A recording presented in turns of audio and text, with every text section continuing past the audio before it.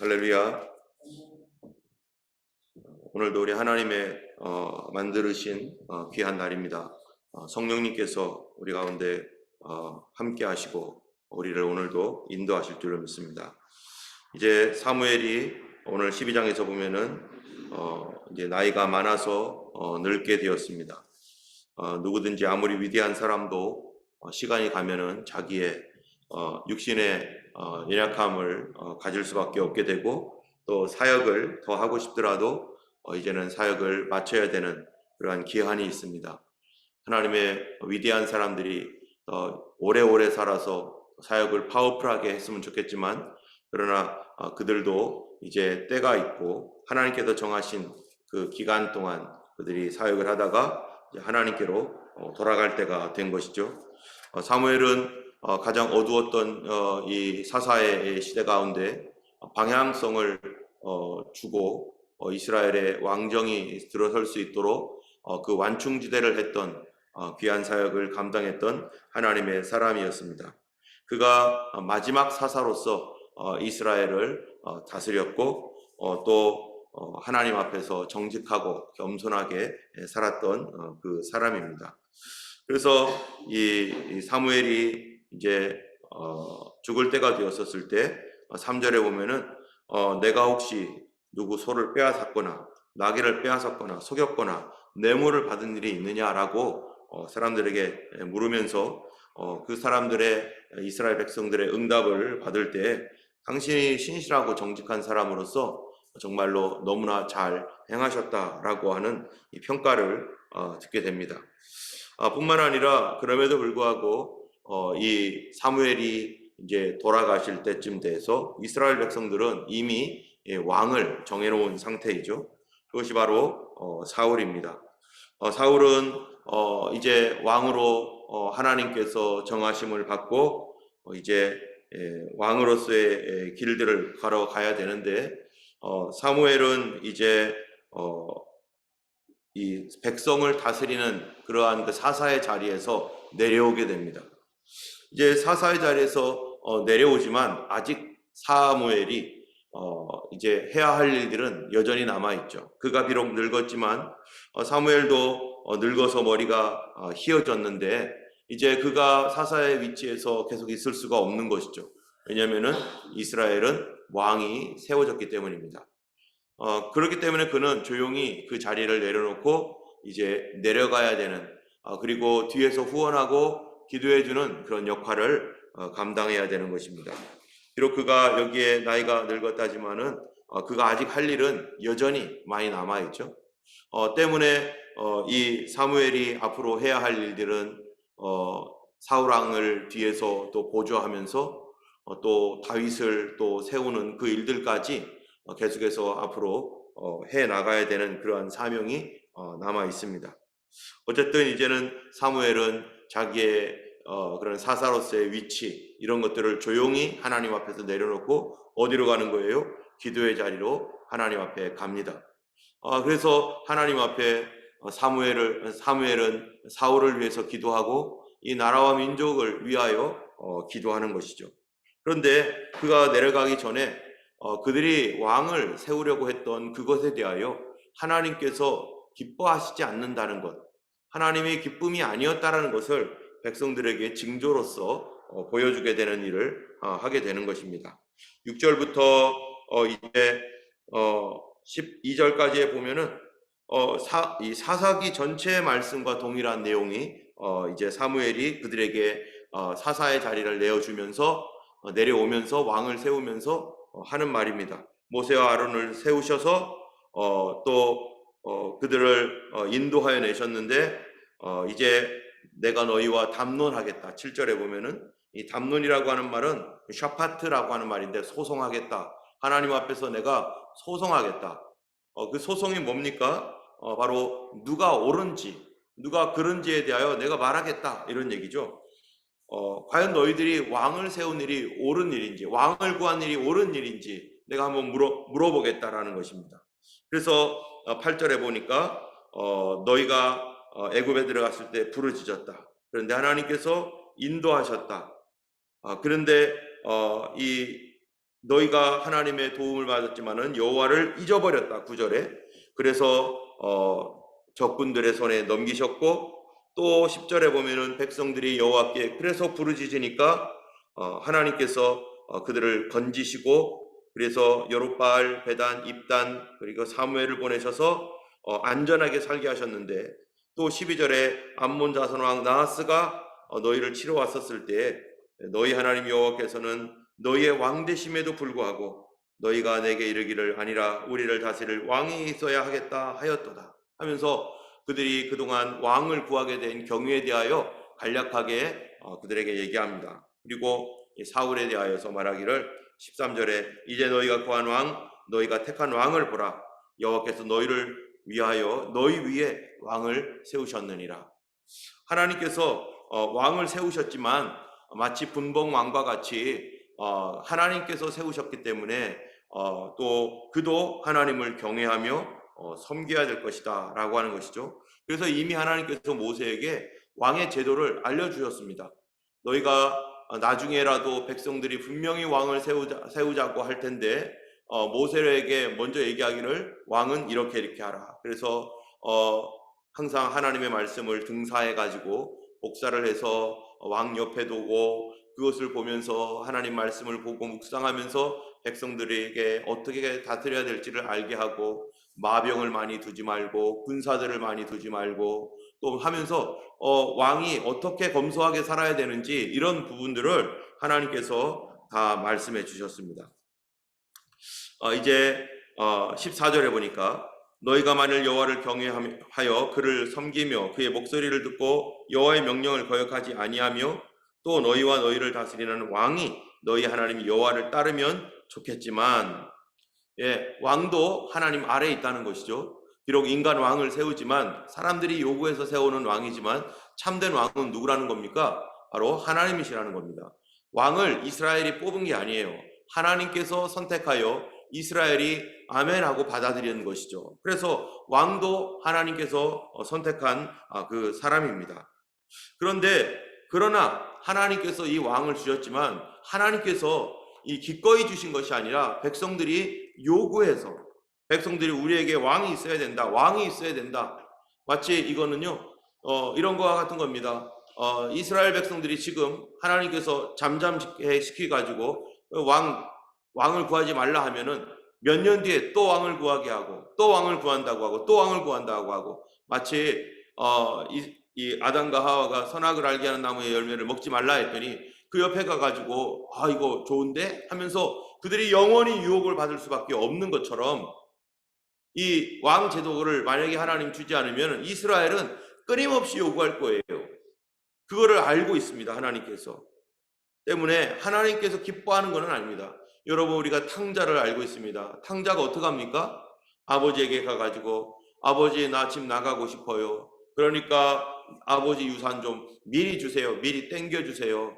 아버지가 안 된다 하지만은 아들이 막무가내예요. 나 나가보고 싶다. 나 집에서 더 이상 맨날 집에서만 집순이로 있고 싶지 않다고, 집돌이로 있고 싶지 않으니까 나 좀 나가게 해달라고. 만약에 아버지가 계속 반대 하면은요, 언제까지 이 아들이 그럴까요? 그 마음이 더 커지죠.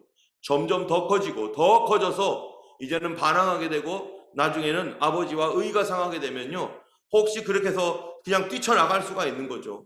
뛰쳐나가면은 나중에 돌아오기가 더 힘들어져요. 그러니까 아버지가 너가 그렇게 나가고 싶냐고. 아버지가 원하는 겁니까? 아니죠. 아버지가 원하는 건 절대 아닙니다. 나가서 고생할 텐데, 나가서 허랑방탕할 텐데, 나가면 무슨 짓을 할지 다 알아요. 그렇게 살고 그런 생각으로 아버지에게 와서 돈 달라고 했을 때는 뭔 짓을 하며 살아갈지 다 아는 거예요, 아버지가. 그런데 그가 그렇게 요구하고 미혹을 받아서, 그러니 이게 하루 이틀 끝날 일이 아니죠. 1년, 2년, 5년, 10년 동안이라도 아버지에게 바깥 세계 동경하면서 제발 나 거기 좀 한번 나가보고 싶어. 후회하더라도 내가 나가보고 말 거야. 그러다가 뛰쳐나가게 될 수가 있는 거죠. 그러니까 아버지가 알았다 하면서 더 마음이 상하기 전에, 더 의가 상하기 전에 아들에게 재산 주고 그래 나가라고. 그러나 아버지는 열어놓습니다. 항상 문을 열어놓고 아들이 오기를 기다리고 아들이 어떻게 될지 뻔해요. 다 알죠. 우리가 예전에 부모님들이 얘기하는 얘기를 들으면은 너 어떻게 할 줄 다 알아. 너 이렇게 될 거야. 그러면 아이들은요, 아니야, 나는 그렇게 안 될 거야. 뭐 하면서, 저는 잘할 수 있어요. 나는 열심히 할 거예요. 뭐 이러면서 다 하지만 결국 인생을 다 살아본 이 경험이 있는 부모님 또 할머니, 할아버지가 볼 때는 그가 어떻게 살지는 뻔한 거예요. 시대는 바뀌고 상황은 바뀌고 문명도 바뀌었지만 인간의 내면은 똑같습니다. 인간의 내면은 죄악과 육신의 정욕, 안목의 정욕, 이생의 자랑으로 늘 감싸져 있고 그런 유혹 가운데 살 수밖에 없기 때문에 과거 2000년, 3000년, 4000년 전에 일어났었던 그 일들이 오늘날도 똑같이 일어나고 혹시 우리의 그 역사가 500년, 1000년, 2000년 혹시 계속해서 진행된다 할지라도 과거에 있었던 그 인간의 내면이라고 하는 그 죄성은 동일하게 일어나서 오히려 더 커졌으면 커졌지 더 없어지지는 않는다는 것입니다. 때문에 이스라엘 백성들은 지금 사무엘 시대에 왕을 구하고 있을 때 하나님께서 완충지대로 잘 왕정으로 이어갈 수 있도록 신실한 사무엘을 세우신 거예요. 그러나 하나님의 마음은 전혀 기쁘지 않습니다. 그들이 하도 요구하니까 마치 탕자에게 주듯이 하나님께서 주는 거예요. 왕의 제도를 주는 것입니다. 그래서 이 19절에 보면은 이 백성들에게 사무엘이 이렇게 말하는 거죠. 사무엘이 이것이 하나님 기뻐하는 것이 아니다. 그러면서 이 하나님의 원하는 것이 아님에 대해서 그래서 우레와 비를 너희들에게 보낼 거다. 그것이 징조다. 하나님이 하나도 기뻐하지 않는 것이라는 것을 너희들이 좀 알아라 했더니 그날 우레와 비가 내립니다. 그러자 백성들이 뭐라고 합니까? 그제서 하나님 앞에 말하기를 사무엘에게 말하기를 당신의 종들을 위하여 당신의 하나님 여호와께 기도하여 우리가 죽지 않게 하소서. 얼마나 무섭게 비가 내리고 얼마나 천둥 번개가 엄청나게 쳤으면요 이 사람들이 다 두려워할 정도로 벌벌 떠는 겁니다. 우리가 우리의 모든 죄에 왕을 구하는 악을 더하였나이다. 지금 자기들 스스로 말해요. 이것은 악입니다. 우리의 죄 플러스 악까지 우리가 더해서 왕을 구했습니다. 왕을 구한 것은 우리의 악입니다. 라고 하면서 그들이 왕을 구한 것. 그게 뭐라는 겁니까? 이 왕이 있느냐 없느냐 이 문제는 둘째 문제고 왕을 구한 것이 무슨 뜻이냐라는 거죠. 여러분 왕을 구한 것이 무슨 뜻입니까? 하나님이 왕되기를 원하지 않습니다. 라고 하는 뜻이죠. 벌써 하나님께서 사무엘아 너를 버린 게 아니라 나를 왕되기를 원하지 않았기 때문에 저들이 그러고 있는 것이다 라고 그들의 동기에 대해서 이미 하나님께서 말씀하였습니다. 그렇지만 이에 대하여 사무엘이 뭐라고 말합니까? 두려워하지 말라. 너희가 과연 이 모든 악을 행하였으나 이게 악이라는 거 맞아요. 근데 하나님이 뭐를 허용했다는 거예요? 악을 허용했습니다. 악을 허용했어요. 탕자가요 나갈 때 무슨 짓 할지 다 알아요. 얼마나 허랑방탕하며 돈 다 써버리고 무슨 짓 할지 아버지가 다 알아요. 그런데 허용하지 않으면 더 큰 사단이 나가지고 아들하고 아버지하고 싸우고 난리 지지고 먹고 해가지고 나중에 회개할 것도 회개하더라도 후회하더라도 집에 못 돌아올 수밖에 없기 때문에 그렇게 쿵쾅거리고 아버지의 마음을 찢어버리고 아들과 막 그냥 상처가 나가지고 그렇게 하고 나가면은 자기가 나중에 후회해서 잘못되었을 때 아이고 내가 잘못했네 어떡하지 할 때 도저히 돌아올 수 없기 때문에 아버지가 어떻게 한 거예요? 악이지만 그래 한번 가보라고 하고서 허락한 거예요. 기뻐하지 않습니다. 여러분 왕제도라고 하는 게 뭡니까? 왕제도라는 것이 하나님 기뻐하지 않는 제도예요. 그러면 이거를 우리는 뭐라고 합니까? 그러면은 이 세상적 용어로요 제도악이라는 게 있습니다. 제도악. 이 시대가 이 세상을 돌리기 위해서 정말로 이 세상이 돌아가도록 하기 위해서 이 어쩔 수 없이 도입할 수밖에 없는 그런 그 상황이라는 거예요. 그것이 제도적으로 해놓긴 했지만 이것이 악한 일이라는 거예요. 별로 좋지 않은 거예요. 그러나 이것을 통해서라도 하나님께로 돌아올 수 있는 조그마한 문이라도 열어놓기 위해서 하나님께서 왕제도라고 하는 이것을 악이지만 하나님이 허용하신 것입니다. 여러분 왜 왕제도를 하나님이 이렇게 허용하셨다고요? 회개할 기회를 주시기 위해서. 그러나 그 왕 제도를 도입함으로 말미암아 일어나는 여러 가지 문제들은 자기들의 몫입니다. 그 백성들이 책임을 지고 그것들에 대하여 어려움을 자기들이 감내해야 되는 거죠. 앞으로 사울 왕이 또 다윗, 솔로몬 그 이후에 수많은 왕들이 이제 한 40여 명의 왕들이 이스라엘 왕정을 이끌어 갈 텐데 그때 일어나는 것들이 백성들이 왕 때문에 고통을 받고 신앙적으로 무너지고 깨지는 이러한 일들이 계속해서 반복되어지고 또 반복되어질 겁니다. 그런데 이러한 일들은 죄도 악이라는 거예요.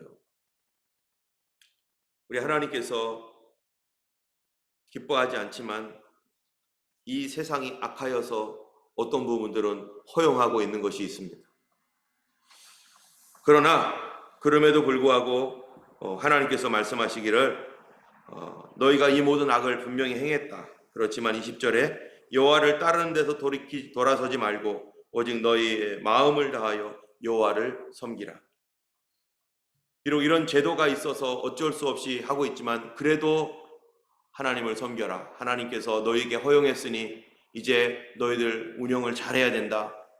이거 잘 사용해야 된다. 마치 탕자에게 아버지가 이 재산 물려주면서 뭐라고 하겠어요? 아들아, 나가가지고 너 이거 잘 사용해야 된다. 허랑방탕하면 안 된다. 너 이거 어떻게 모은 재산인 줄 아느냐? 너 이거 잘 사용해야 된다. 신신당부했을 거예요. 그럼 아들이 뭐라고 합니까? 아빠 걱정하지 마세요.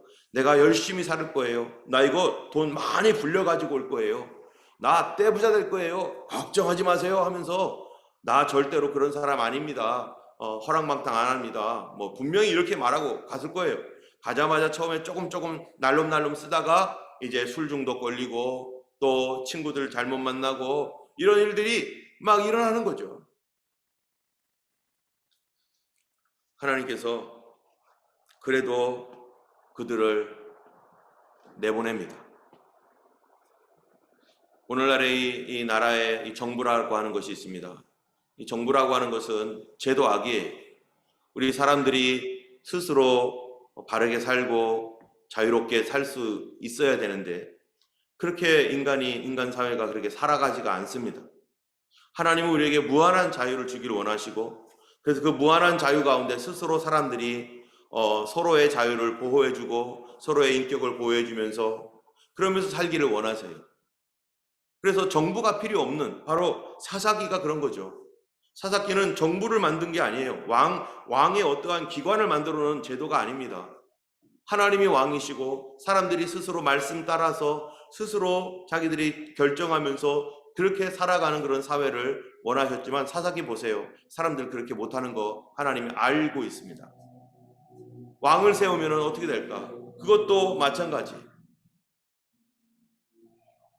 정부가 하는 일이 이 사람들이 자유롭게 할 수 있는 최소한으로 개입할 수밖에 없는 것이죠. 그게 자유주의고 민주주의입니다.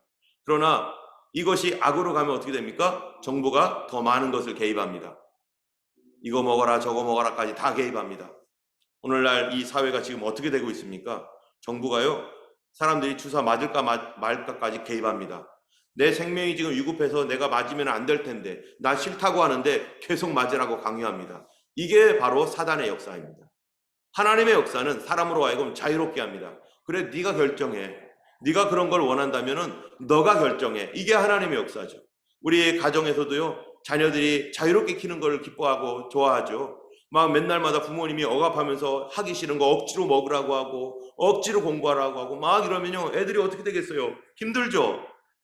정부가 국민들을 자유롭게 해야 되는데 이제 부스터샷을 맞으면은 걱정될 이 앞으로 그동안에 고생했는데 그거에도 불구하고 또 맞으라고 하는데 안 맞으면은 사회생활 못한다고 하니까 얼마나 걱정입니까? 그런데도 죽더라도 맞으라고 이런 정부가 악한 정부라는 거죠. 이게 바로 어디의 스피릿이냐? 마귀의 스피릿입니다. 점점 이 온 세상이 악한 영에 의해서 지배받고 있는 거예요. 이것이 정부를 통해서 지금 강력하게 나타나고 있습니다. 이것이 더 가면 어떻게 되겠습니까? 죽더라도 말 들어야 되는 거예요. 사단은 도적질하고 죽이고 멸망시키러 온다고 말합니다. 뭐를 도적질하겠습니까? 우리에게 도적질할 수 있는 것들은요 가장 쉬운 게 뭡니까? 가장 중요한 것들. 그 바로 자유입니다. 자유를 도적질합니다. 무엇을 통해서요? 너 보호하려고 그래. 너 생명 보호하려고 이 자유를 제한하는 거야. 과거에 자유가 아니면 죽음을 달라 이렇게 외쳤어요. 과거에. 우리의 생명보다 자유가 더 소중하다. 그런데 지금 정부는 거꾸로 말합니다. 너희의 생명이 중요하니까 우리가 자유 좀 뺏을게. 너 생명 살기 위해서 우리가 자유를 뺏을 거야. 어떤 생명으로 살으라고요? 자유 없는 생명. 억압된 생명. 여러분, 억압된 상태에서 내가 원하는 대로 하지 못하는 상태에서 생명을 유지하는 것이 무슨 의미가 있습니까? 만약 하나님께서 하나님의 권능이라고 하는 그 거대한 능력으로 사람들에게 자유를 다 빼앗고 너희들은 내 말대로만 해. 너희들의 생명을 내가 보존해 줄 테니까 내 말대로 해 하면서 하나님이 모든 자유를 빼앗고 영원히 살게 한다고 해보세요. 영원히 사는 거. 여러분, 그렇게 살고 싶겠습니까? 영원히 살 수가 없어요. 단 하루도 살 수가 없어요. 사람들이 지옥 같다라고 말하는 말이 있습니다. 지옥 같다고. 지옥 같다는 게 뭡니까? 이렇게 못 살겠다는 거예요. 그런데 지옥처럼 사는데 영원히 산다. 차라리 생명이 없어지는 게 낫겠죠. 지옥처럼 사는데 영원히 살면 생명이 없어지는 게 낫겠죠. 그런데 사단은 말하기를 뭐라고 말한다고요? 내가 너 생명 보호해 줄 테니까 자유를 줘. 자유를 포기해. 지금이 마지막 시대입니다. 정말로 이렇게 갈 줄은 몰랐어요. 만약에 어떤 큰 변동이 일어나가지고 이것들을 계획하고 획책했던 그 영적 세력들이 드러나고 무너지고 하나님께서 역사하셔서 그 모든 것을 드러내면은 다시 시작할 수 있겠죠. 그러나 워낙 뿌리가 깊기 때문에 이것이 어떻게 드러나게 될지 아직 우리는 잘 모르겠어요. 하나님께서 더 기회를 주신다면 분명히 이 세력들을 보여주실 것입니다. 그러나 그렇지 않다면은 이것이 계속 스테디하게 나갈 거예요. 그러면 그거는 마지막 때죠. 정말로 마지막이죠. 우리의 생명과 자유 둘 중에 사람들에게 요구합니다. 여러분, 보이지 않는 자유를 우리가 얻기 위해서 우리가 생명을 포기해야 되겠습니까? 아니면 이 생명을 유지하기 위해서 내 자유를 포기해야 되겠습니까? 이 일이 지금 계속 진행되고 있는 상황이라는 것입니다. 우리가 지옥같이 살겠는가? 지옥을 경험하면서 계속 영원히 살겠는가? 아무도 그거를 원하지 않을 것입니다. 주님 바로 마지막 때는 바로 이와 같다라고 말하고 있는 것이고 666이라고 하는 그러한 제도나 이런 악의 경제적 시스템 이런 것들이요. 사람들의 모든 것들을 다 일일이 감시하면서 사람들로 하여금 내가 너 생명을 보존해 줄 테니까 너는 내 말대로만 해. 넌 자유 없어. 생명 대신에 자유를 나에게 주어라. 이러한 시대가 주님 오실 마지막 시대의 현상이라고 요한계시록에 분명히 말하고 있습니다. 지금이 그날이 얼마나 가까웠는지 아무도 모릅니다. 500년 전에도 마르틴 루터가 종교개혁 할 때 지금이 말세다 하면서 막 그랬던 사람들도 있는 것처럼 그러나 우리가 성경에서 일어날 모든 징조와 일들은 500년 전과는 완전히 다릅니다. 복음이 땅끝까지 전파되었고 이제 이스라엘은 지금 현재 저렇게 있고요. 지금 자유가 억압되는 이러한 그 666 체계로 가는 백신을 무조건 맞아야 되는 죽어도 맞으라고 말하고 있는 이런 시대로 가면서 교회도 락다운 시키고 이런 시대로 현재 가고 있는 이 상황 속에 우리가 어떻게 살을 건가? 악한 왕, 인간 왕을 통해서 고통을 받고 괴로움을 받는 이스라엘이 미래가 뻔합니다. 하나님만이 우리에게 자유를 주시는 분이고 우리의 생명과 자유를 보존해 주시는 하나님이십니다. 하나님 우리가 자유롭게 살기를 원하십니다.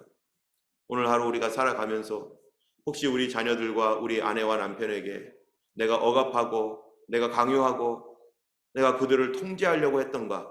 교회에서 내가 다 다스리고 내 맘대로 하려고 했던 것이 없는가? 아니면은 사람들을 자유롭게 하고 그들과 함께 하려고 하고 그들과 함께 이런 문제들을 해결해 나가는 그러한 자유를 주었었는가? 우리 성도들의 성품 예수님은요 우리에게 자유를 주고자 자유를 위해서 우리를 부르셨다라고 갈라디아서에 말하고 있습니다. 우리가 하나님 앞에서 오늘도 우리의 자유를 빼앗기지 아니하며 참으로 우리 주님 앞에서 믿음으로 살아가며 이 땅 가운데 이제 마지막 시대 가운데 우리가 정신을 차리고 우리 가족들을 돌보며 주님 앞에 간구해야 될 것입니다. 이 시간 우리 함께 기도하겠습니다. 걸어가신 하나님 아버지, 이 시대를 하나님 우리가 바라보면서 참으로 악한 제도가 이 땅 가운데 예상했던 대로 많은 사람들을 억압하고 또 움직이지 못하게 하나님 우리의 생명을 이유로 모든 자유를 빼앗는 시대로 점점 가고 있는 것 같습니다. 주여, 우리가 이 일이 어떻게 앞으로 진행될지 다 알지 못하지만 하나님이 개입하지 아니하시면 아버지, 이 땅이 점점 어두워질 수밖에 없는 이 시대이고, 아버지 또한 교회가 하나님의 정신을 차리지 못하고 이 시대를 분별해 주지 못하면 아무도 이 시대가 어떻게 나아갈지 하나님이여 참으로 경고하는 자가 없나이다. 이스라엘이 무너지고 유다가 무너질 때 소수의 선지자들을 통하여서 외치며 울며 에레미야가 하나님 앞에 탄식하며 백성들에게 말할 때 백성들은 손가락질하고 그들을 하나님 이상하다고 말하고 그에 대하여 하나님 핍박을 했지만 그러나 그가 나중에 참 선지자인 것을 알았습니다. 걸어가신 주님, 우리가 참으로 하나님 아버지의 마음으로 성경으로 이 시대를 보게 하셔서 아버지 하나님, 연말과 같이 이 시대의 끝이 어떠한지를 하나님 분별하게 하여 주시고, 아버지 하나님이여 그러나 좌로나 우로나 치우치지 아니하고 하나님이여 정신을 차리고 성령의 감동 안에 말씀 속에서 이 시대 속에서 하나님 우리가 어떻게 행해야 할지 깨닫게 하시며, 아버지 너무 급하게 가지도 말게 하시고 너무 늦게 가지도 않게 하시고 주님과 함께 동행하게 하여 주셔서 주님이 오실 때가 우리 시대라면 주님 준비시켜 주셔서 우리로 하여금 예수님 맞을 준비하며 살게 하시고, 세상이 뭐라건 하나님 주의 말씀 따라갈 수 있는 저희들 되게 하시고 아버지의 말씀으로 분별할 줄 아는 하나님 지혜와 지식을 주시옵소서. 오늘도 성도들 한 분 한 분 붙들어 주시고 성령님과 동행하며 아버지 우리에게 주신 하나님 귀한 생명과 같은 이 자유와 아버지 하나님의 믿음을 끝까지 지킬 수 있도록 하나님의 어떤 상황에든지 우리의 믿음이 떨어지지 아니하도록 하나님 주님이 베드로를 위하여 기도했던 것처럼 우리를 위하여 또한 중보하시고 기도하신 줄 믿사오니 아버지 하나님의 주의 뜻을 우리 가운데 이루어 주시옵소서. 오늘도 예수님과 동행하는 거룩한 하루가 되기를 간절히 원하고 예수님 이름으로 기도드렸습니다. 아멘. 하늘에 계신 우리 아버지, 이름이 거룩히 여김을 받으시오며 나라의 임하옵시며 뜻이 하늘에서 이룬 것 같이 땅에서도 이루어지이다. 오늘날 우리에게 일용할 양식을 주옵시고 우리가 우리에게 죄 지은 자를 사하여 준 것 같이 우리의 죄를 사하여 주옵시고 우리를 시험에 들게 하지 마옵시고 다만 악에서 구하옵소서. 이게 나라와 권세와 영광 아버지께 영원히 쌓옵나이다. 아멘. 오늘도 승리하시는 하루 되기를 주님의 이름으로 축원합니다. 우리 함께